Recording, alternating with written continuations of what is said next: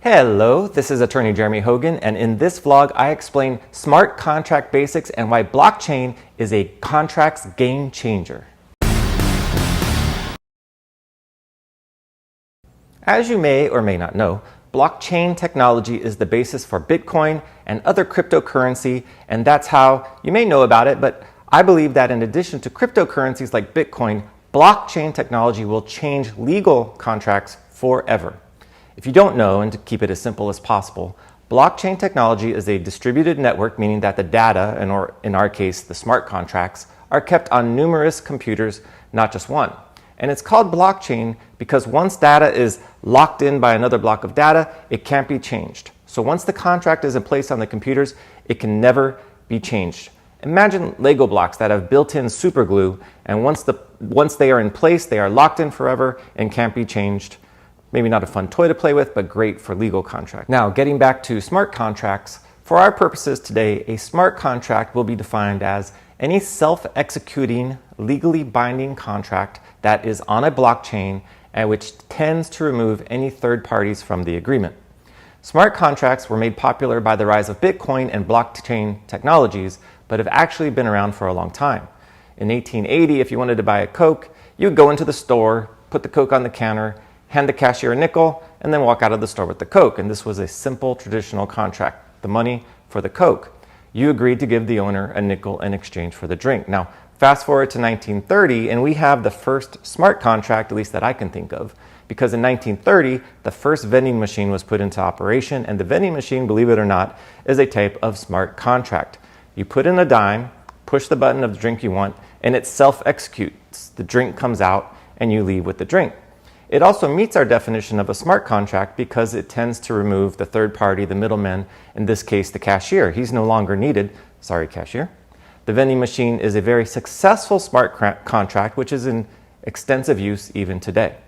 Now fast forward again to the 1990s and we have the beginning of the modern smart contracts in the form of computer programs which, at least in theory, could have been programmed to execute smart contracts.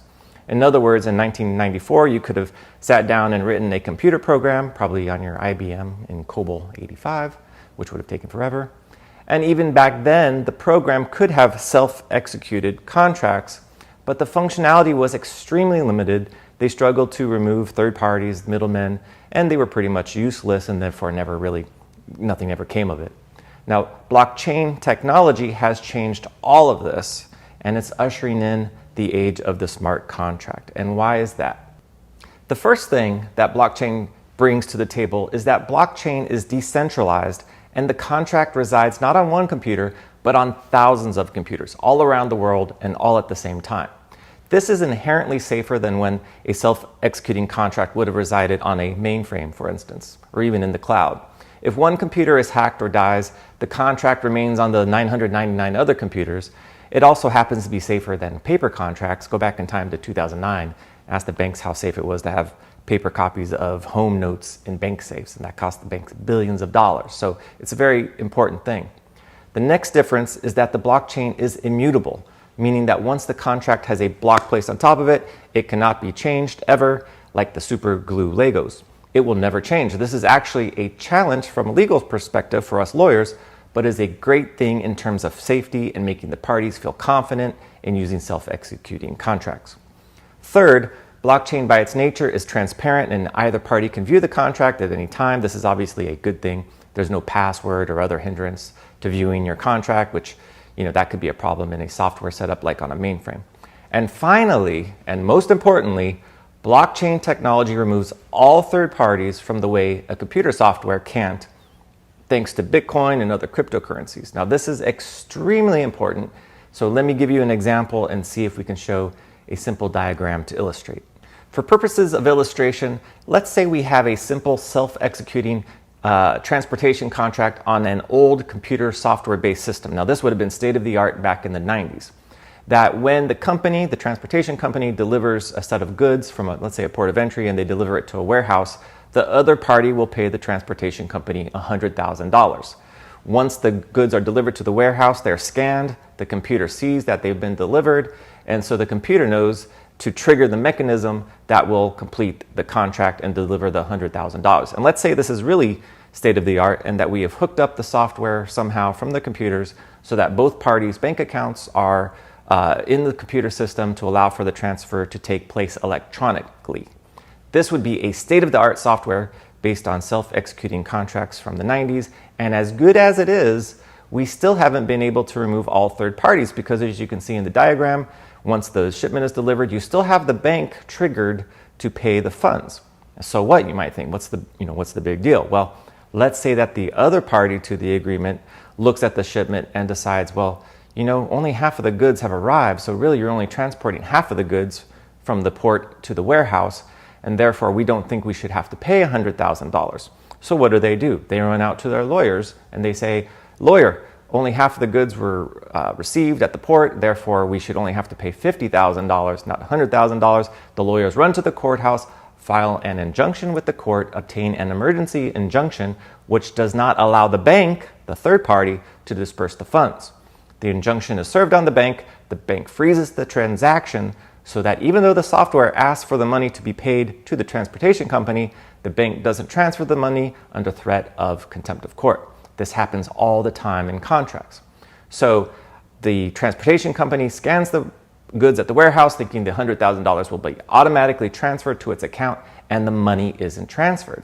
In other words, the existence of the third party has screwed up the self-executing nature of the agreement. All right then, and now let's take a look at the same situation, but now with a blockchain smart contract.